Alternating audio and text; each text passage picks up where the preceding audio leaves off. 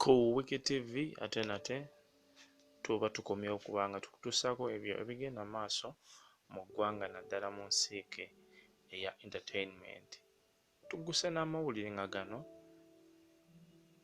si ga ssanyu n'akamu olw'ensonga nti omu ku ba legends mu music industry ya Uganda wadde nga tetuva ku maaso omwami era amanyiddwa nga Prince Paul Job Kafeero, ebigenda maaso mawulire tebiwa ssanyu olw'ensonga nti abaana be oba abo abeeyita abaana be bali mu kusindiikiriza ensonga y'okuba nti aziikulwa okuva gye yaziikibwa basobole okufuna DNA.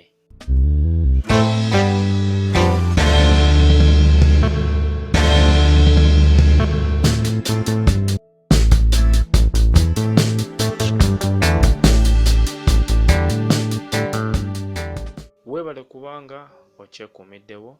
Yes, emboozi yeeyeriwo. Abaana bano bagamba nti bali bangi nga beetaaga okukola DNA okuva ku kitaabwe bakakase baani ddala be yaleka nga baana be bazaalira ddala, wabula Namwandu w'omugenzi Paul Kafeero ng'ono yakuyimbira ennyimba eziwerako omuli ennyimba nga Bulandina, Lusiya, Kampala mu kkooti n'ennyimba endala. Omukyala amanyiddwa nga Bisirikirwa Robina yavuddeyo n'ategeeza nti ye nga Namwandu omukulu tagenda kukkiriza nsonga eno kubanga egenda maaso, olw'ensonga ye agamba nti abantu bano beenoonyeza byabwe.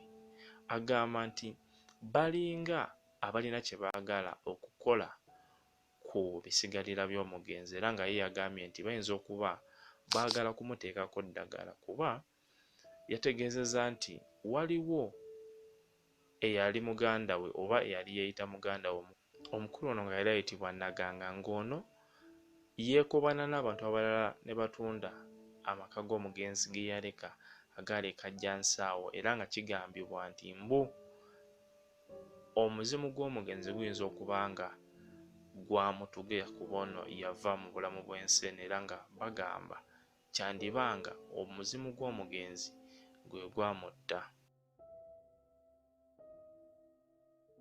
Bisirikirwa ayongerako n'agamba nti abaana bano bwe babanga ddala baagala kukola DNA ekakasa oba ddala omugenzi ye yali abazaala, bagende bakwatagane ne muganda w'omugenzi olw'ensonga nti omuwala ono akyaliwo ate nga DNA kitegeeza basobola okugifuna okuva ku ye ne bakakasa ddala baani omugenzi be yaleka nga ddala baana be.